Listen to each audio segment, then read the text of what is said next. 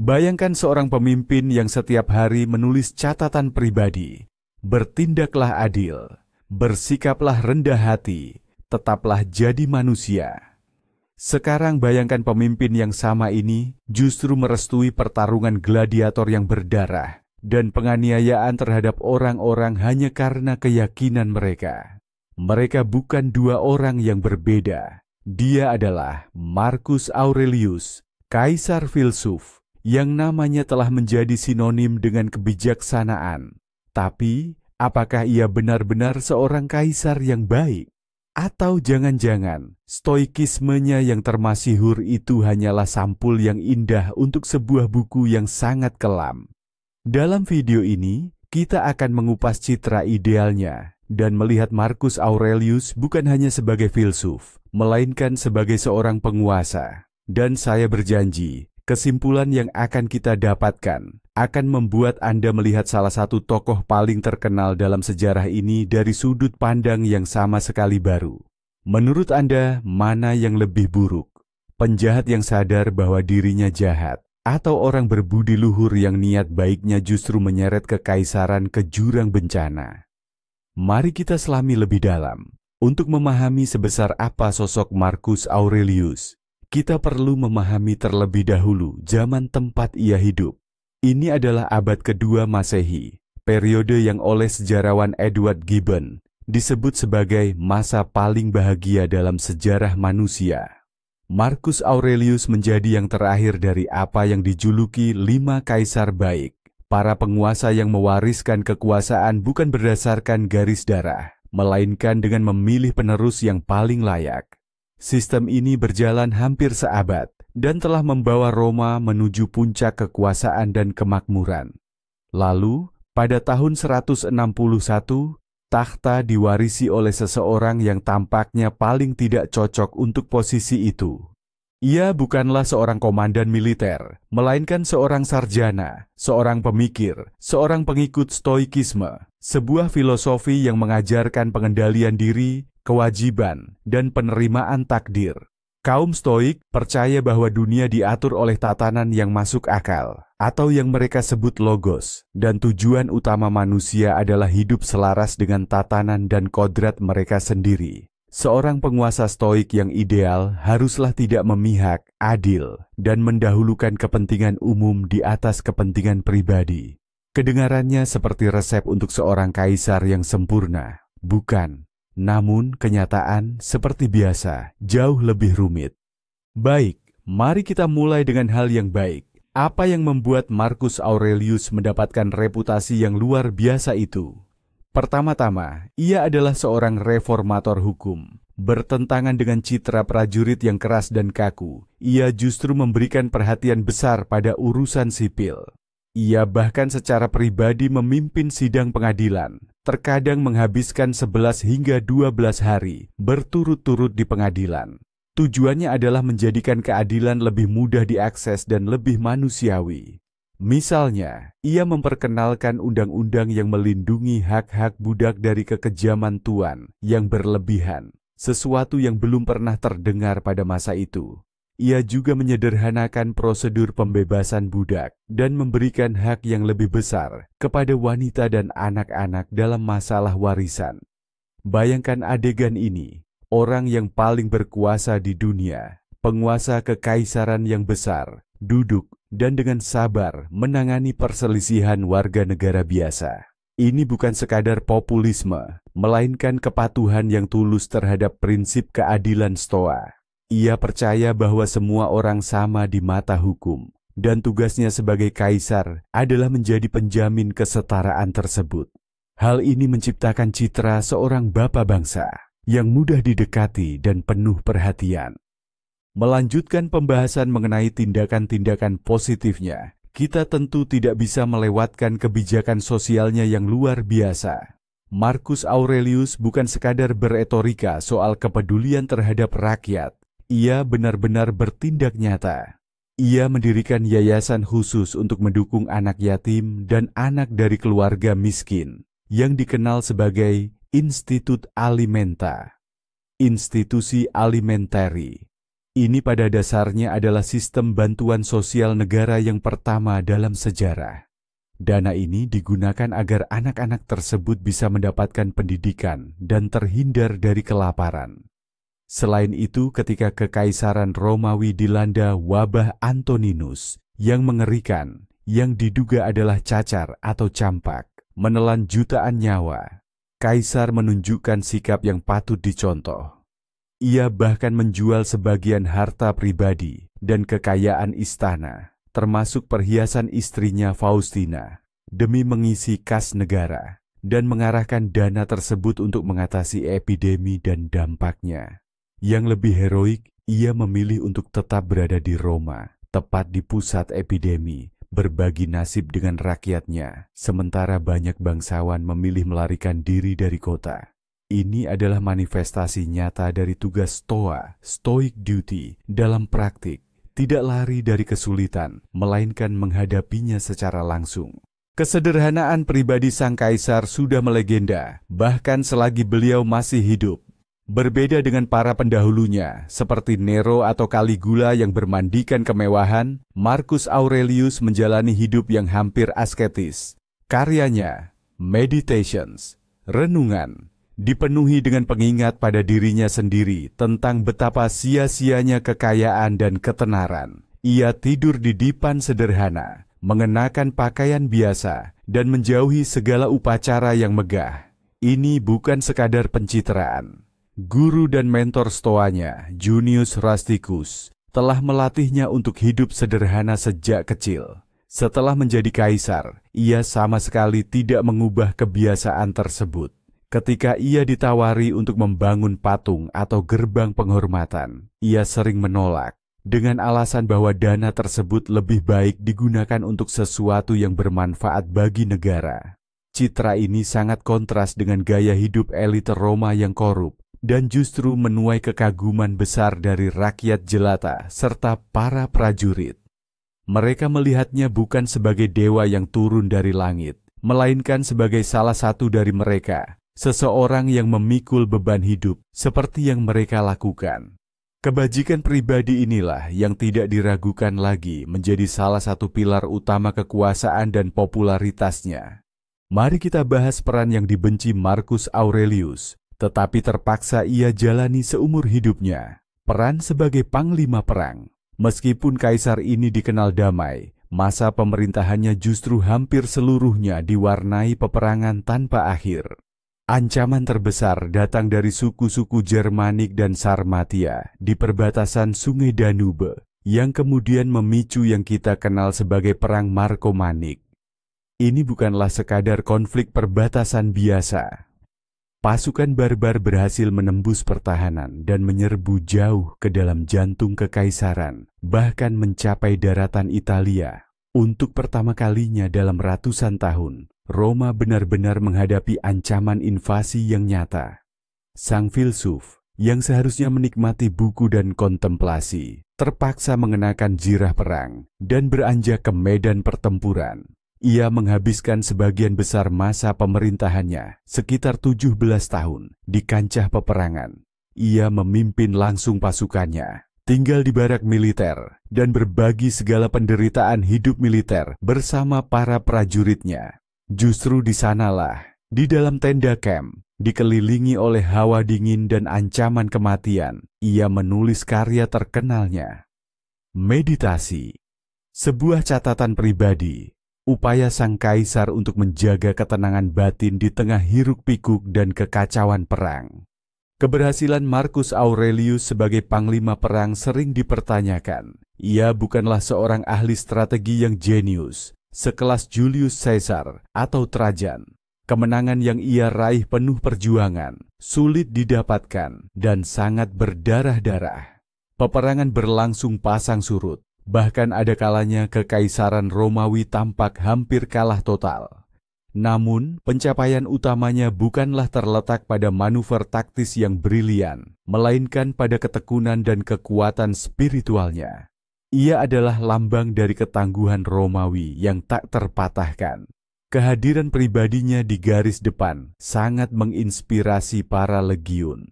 Prajurit melihat bahwa kaisar mereka menderita bersama mereka, dan hal ini memberikan mereka kekuatan ekstra. Pada akhirnya, dengan mengorbankan upaya dan kerugian yang sangat besar, ia berhasil membalikkan keadaan perang. Ia berhasil memukul mundur bangsa barbar hingga melampaui sungai Danube. Ia bahkan berencana mendirikan 2 provinsi baru di tanah mereka demi mengamankan perbatasan selamanya. Ia meninggal sebelum sempat menyelesaikan rencana ini, namun tugas utamanya sudah ia tunaikan, yaitu menyelamatkan kekaisaran dari kehancuran total. Dari sudut pandang filosofi Stoicisme, ia hanya melakukan apa yang memang harus ia lakukan. Kewajibannya sebagai kaisar adalah melindungi Roma, dan ia melaksanakannya sampai akhir, mengorbankan kesehatan, kenyamanan, dan pada akhirnya nyawanya sendiri. Sekarang kita beralih ke sisi gelap pemerintahannya. Kita mulai dengan pertanyaan yang membingungkan banyak sejarawan, penganiayaan terhadap umat Kristen. Bagaimana mungkin seorang filsuf bijaksana dan humanis yang menulis tentang persaudaraan universal justru dapat menyetujui penganiayaan yang begitu kejam? Faktanya, di bawah pemerintahannya lah, penganiayaan terhadap umat Kristen menjadi lebih sistematis dan mencapai tingkat kekejaman yang baru. Episode yang paling terkenal adalah apa yang disebut para martir Lyon pada tahun 177 Masehi. Saat itu di Galia puluhan umat Kristen, termasuk wanita dan orang tua, dianiaya dengan penyiksaan yang sangat kejam dan dieksekusi secara publik di arena. Marcus Aurelius tidak hanya menutup mata, ia bahkan secara pribadi mengesahkan hukuman-hukuman tersebut. Lantas, bagaimana hal ini dapat didamaikan dengan filosofinya? Ada beberapa penjelasan. Pertama, dari sudut pandang orang Romawi, umat Kristen bukan sekadar pemeluk agama lain, melainkan dianggap sebagai sekte berbahaya.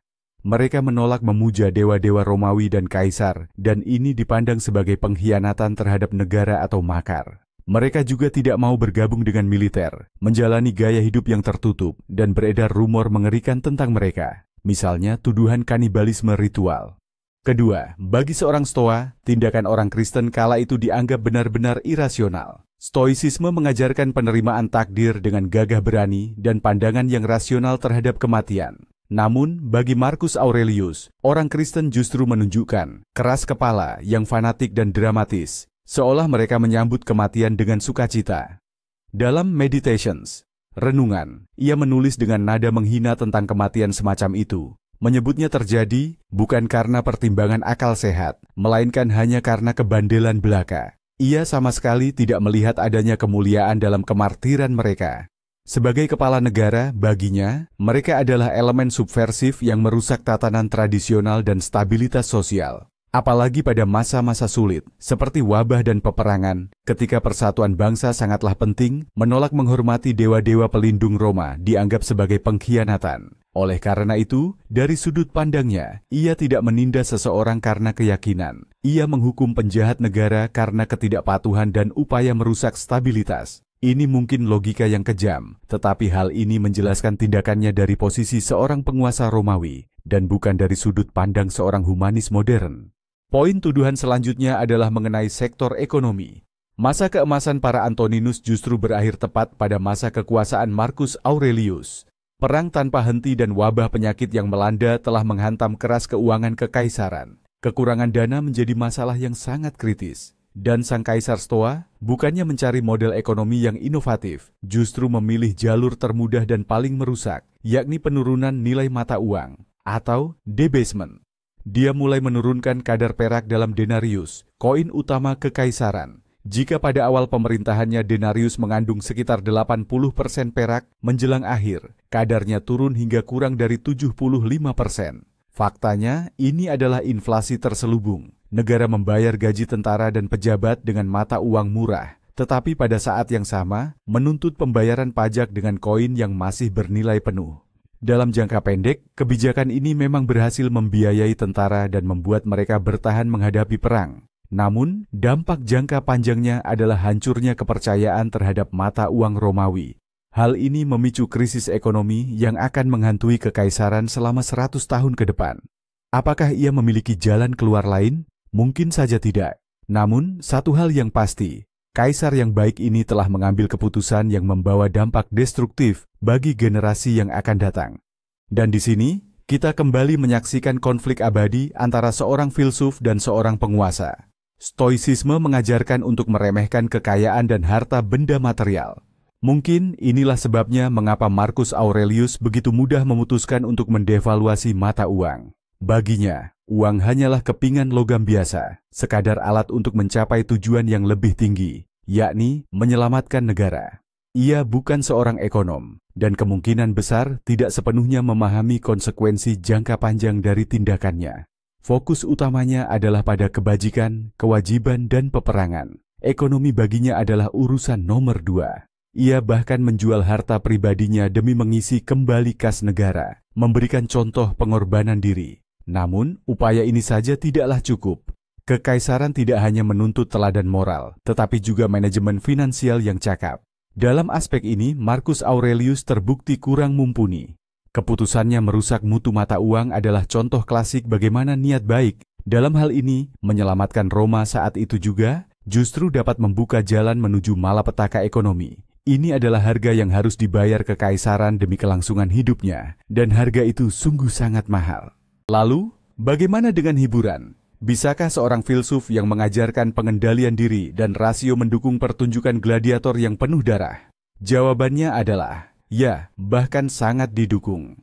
Masa pemerintahan Marcus Aurelius tidak lepas dari tradisi Romawi yang brutal ini. Bahkan, untuk membangkitkan moral rakyat selama masa perang, dia mengadakan pertunjukan akbar yang berlangsung hingga berminggu-minggu. Ratusan gladiator dan hewan liar dilepas ke arena Koloseum. Tentu saja, ia sempat berupaya memanusiakan tontonan tersebut.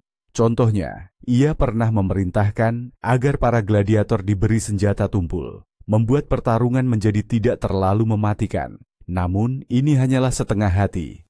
Darah terus mengalir deras, dan kaisar, sama seperti rakyatnya, turut menyaksikannya. Lalu, bagaimana hal ini bisa dijelaskan? Pertama-tama, ini adalah tradisi yang sudah mengakar kuat.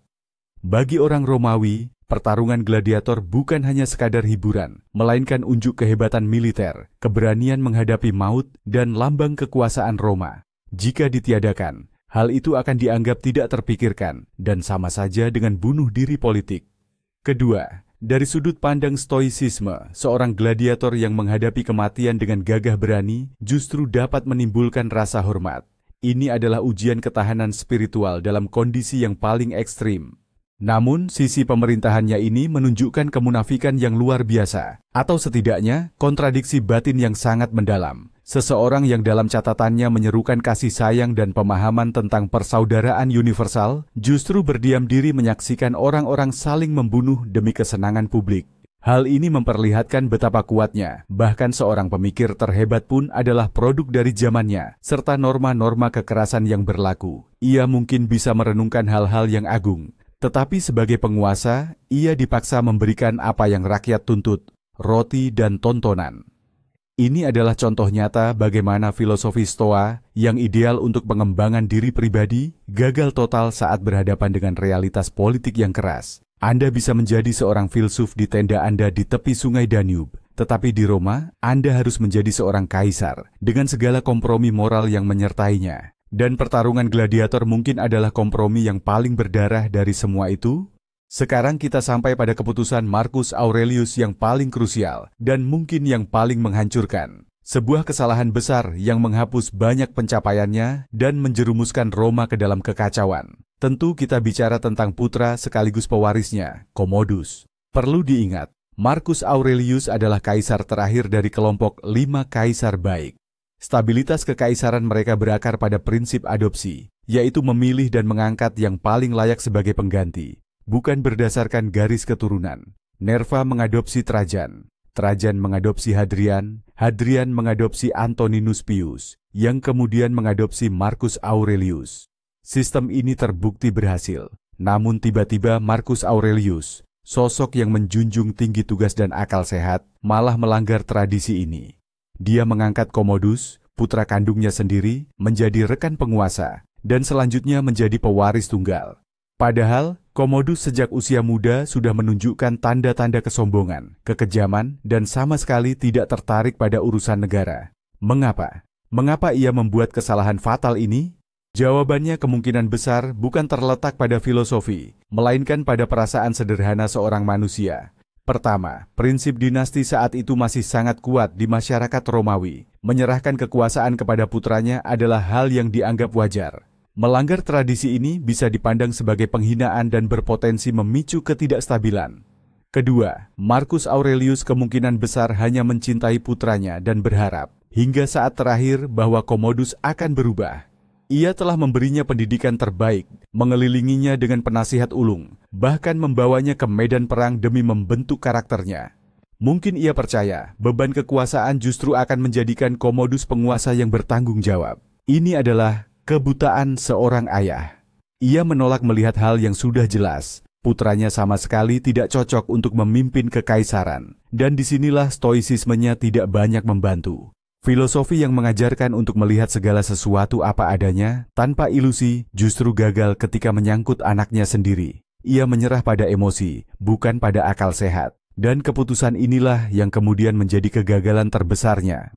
Dampak dari keputusan itu sungguh malapetaka. Begitu Marcus Aurelius wafat pada tahun 180 Masehi, Commodus segera menghentikan perang di Danube dan menyepakati perdamaian yang sangat merugikan Roma dengan bangsa barbar. Ia meninggalkan semua wilayah taklukan ayahnya dan buru-buru kembali ke ibu kota, hanya untuk bersenang-senang dan bermewah-mewahan. Pemerintahan Commodus berubah menjadi sandiwara selama 17 tahun, diwarnai dengan dekadensi, teror, dan pemujaan diri yang berlebihan. Ia menganggap dirinya adalah Hercules baru, bahkan turun ke arena sebagai gladiator, sebuah aib yang tak terbayangkan bagi seorang kaisar, dan menuntut penghormatan layaknya dewa. Seluruh kas negara ia hambur-hamburkan, dan paranoia yang dideritanya mengakibatkan eksekusi banyak senator dan jenderal terkemuka. Pemerintahan Commodus benar-benar mengakhiri zaman keemasan Roma dan menjerumuskan kekaisaran ke dalam serangkaian perang saudara yang dikenal sebagai krisis abad ketiga. Ironisnya, Marcus Aurelius yang sepanjang hidupnya berjuang demi stabilitas dan ketertiban justru menciptakan kondisi untuk kekacauan dan kemunduran dengan tangannya sendiri. Ia telah menyelamatkan Roma dari ancaman barbar eksternal, namun ia meninggalkannya untuk dirobek-robek oleh barbar internal, putranya sendiri. Lantas, apa hubungannya stoisisme dengan semua tindakan ini? Mari kita coba susun potongan-potongan puzzle ini. Filosofi Stoa yang dianut oleh Marcus Aurelius mengedepankan 4 kebajikan kardinal: kebijaksanaan, keadilan, keberanian, dan pengendalian diri. Jika kita amati kehidupannya, terlihat jelas bahwa ia sungguh-sungguh berusaha mengikuti prinsip-prinsip ini. Reformasi hukum yang ia lakukan adalah manifestasi keadilan. Kesederhanaan pribadinya adalah cerminan pengendalian diri. Tingkah lakunya saat perang adalah perwujudan keberanian, sementara karyanya, meditasi, adalah pencarian kebijaksanaan yang tiada akhir. Namun, konsep kunci baginya adalah kewajiban atau duty.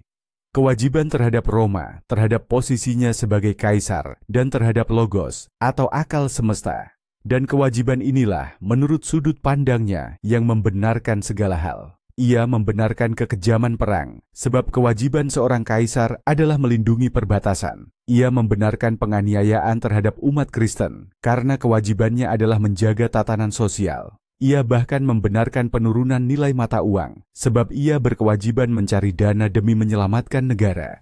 Bagi Marcus Aurelius, stoisisme bukan hanya menjadi sumber ketenangan, tetapi juga pembenaran ideologis atas tindakan-tindakan yang paling keras sekalipun. Ternyata, ada hal yang sangat paradoks. Stoisisme membentuk Marcus Aurelius menjadi pria yang baik. Namun, mungkin justru filosofi inilah yang menghalanginya menjadi seorang kaisar agung seutuhnya.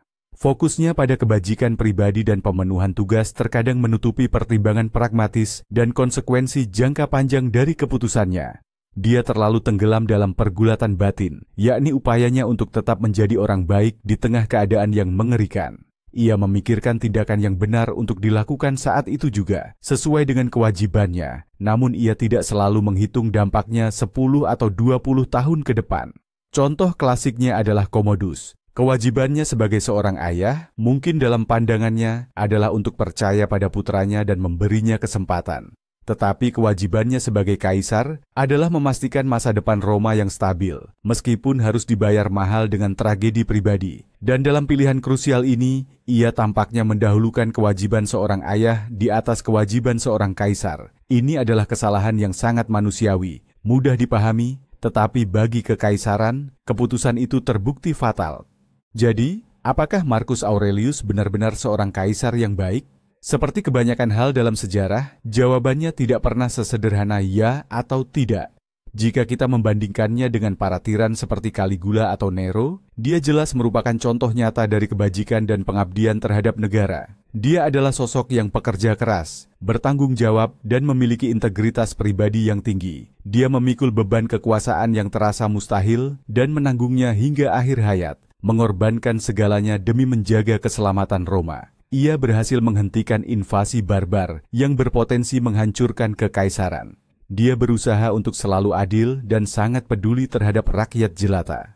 Atas semua ini, tentu saja dia pantas mendapatkan rasa hormat. Dia mungkin adalah kaisar terbaik yang bisa muncul di tengah kondisi mengerikan yang harus dia hadapi. Dia tidak menikmati kekuasaannya. Sebaliknya, dia melihatnya sebagai beban yang sangat berat, sebagai salib yang harus dia pikul. Dan fakta ini saja sudah membedakannya secara signifikan dari sebagian besar penguasa lain sepanjang sejarah umat manusia. Akan tetapi, bila kita telaah masa kekuasaannya berdasarkan dampak dan hasil, yang terlihat adalah gambaran yang jauh lebih gelap. Kebijakan ekonominya telah meletakkan dasar bagi krisis yang tak terhindarkan di masa depan. Intoleransi keyakinan yang ia terapkan mengakibatkan penderitaan bagi banyak jiwa tak berdosa. Dan yang paling tragis, pilihan penerus yang ia ambil sangatlah fatal. Keputusan itu menghancurkan seluruh stabilitas yang telah dibangun oleh para pendahulunya, membuka pintu lebar-lebar menuju era kekacauan dan perang saudara. Ternyata, seorang pria yang baik dan seorang filsuf ulung tidak serta-merta menjadi penguasa yang efektif dalam jangka panjang. Masa kekuasaannya adalah sebuah tragedi. Tragedi seorang individu yang tulus mengabdikan diri pada kebaikan, namun tindakannya yang didorong oleh rasa kewajiban dan tekanan keadaan justru menghasilkan konsekuensi yang menghancurkan. Ia memang berhasil menahan kekaisaran agar tidak jatuh ke jurang kehancuran. Namun tanpa sadar, ia justru mendorongnya menuju tepi tebing yang baru, yang jauh lebih mengerikan. Ia adalah secercah cahaya terakhir sebelum datangnya malam yang panjang dan kelam. Masalah utama Marcus Aurelius mungkin adalah dia seorang idealis sejati yang menduduki takhta. Padahal yang dibutuhkan kekaisaran saat itu adalah sosok pragmatis. Filsafat Stoa yang dianutnya sangatlah indah untuk urusan pribadinya. Filsafat itu membantunya mempertahankan kemanusiaan di tengah kengerian perang dan wabah penyakit. Namun, sebagai alat untuk menjalankan pemerintahan, Stoaisme terbukti tidak memadai. Ia tidak memberikan solusi atas isu-isu ekonomi yang rumit, tidak mengajarkan fleksibilitas politik, dan gagal menunjukkan kepadanya cara melihat bahwa putranya sendiri kelak akan menjadi monster. Marcus Aurelius berusaha mengatur kekaisaran layaknya seorang filsuf mengatur jiwanya sendiri, selalu mencari keteraturan, harmoni, dan kebajikan. Namun, kekaisaran bukanlah jiwa. Kekaisaran adalah mekanisme yang rumit dan kacau, penuh kontradiksi, nafsu, dan kebobrokan manusia. Sebuah sistem yang tidak selalu tunduk pada hukum akal dan moral. Dalam benturan antara dunia ideal filsafat dan realitas politik yang keras inilah, Marcus Aurelius, terlepas dari semua keunggulannya, akhirnya harus menelan kegagalan. Pada akhirnya, kisah Marcus Aurelius adalah pengingat abadi tentang kesenjangan antara niat dan hasil, antara moralitas pribadi dan kebutuhan negara. Dia meninggalkan kita renungan, meditation, salah satu warisan pemikiran manusia terbesar, sebuah buku yang bahkan hingga hari ini membantu jutaan orang menemukan pijakan di masa-masa sulit. Dalam hal ini, warisannya sebagai seorang filsuf tak lekang oleh waktu. Namun, warisannya sebagai seorang kaisar jauh lebih kontroversial. Dia adalah sosok yang mati-matian berusaha menjadi baik di dunia, yang menuntutnya untuk menjadi kuat dan terkadang kejam. Dan konflik internal inilah tragedi seorang filsuf di atas takhta yang membuat sosoknya begitu menarik dan penuh pelajaran bagi kita saat ini. Dia bukanlah seorang suci, bukan pula seorang monster. Dia adalah seorang manusia yang menghadapi tantangan yang melampaui batas kemanusiaan. dan bagaimana ia menghadapinya dengan martabat, kesalahan, dan penderitaan. Itulah inti dari pelajaran terbesarnya. Baiklah, mari kita simpulkan. Marcus Aurelius, tanpa keraguan, adalah pribadi yang luhur dan sosok dengan integritas moral yang sangat tinggi. Dedikasinya pada tugasnya, kesederhanaan pribadinya, dan upayanya untuk memimpin dengan adil, menempatkannya sebagai salah satu penguasa paling mulia sepanjang sejarah. Ia menyelamatkan Roma dari bencana militer besar dan berupaya menjadi sosok ayah bagi rakyatnya. Namun, di saat yang sama, pemerintahannya diwarnai oleh tindakan brutal, kesalahan perhitungan ekonomi, dan yang paling krusial, kekeliruan fatal dalam memilih penerusnya, yang menjerumuskan kekaisaran ke dalam jurang kegelapan. Paham stoisismenya adalah kekuatannya sebagai seorang pribadi, namun ia mungkin juga menjadi kelemahannya sebagai seorang kaisar, membuatnya buta terhadap beberapa realitas politik yang sangat kejam. Dia bukanlah penguasa ideal dalam kisah legenda, melainkan figur yang kompleks dan tragis. Terima kasih telah menonton video ini sampai selesai. Jika Anda merasa konten ini menarik, jangan lupa untuk subscribe ke saluran ini dan berikan tombol suka, like. Ini sangat membantu kami dalam mengembangkan konten. Dan sekarang, sebuah pertanyaan yang saya harap bisa memantik diskusi menarik di kolom komentar. Menurut Anda, mana yang lebih penting bagi seorang penguasa, kebajikan pribadi ataukah efektivitas, meskipun ia harus bersikap kejam? Bagi Anda, siapakah Marcus Aurelius, seorang pahlawan, ataukah figur yang tragis? Saya nantikan pendapat Anda.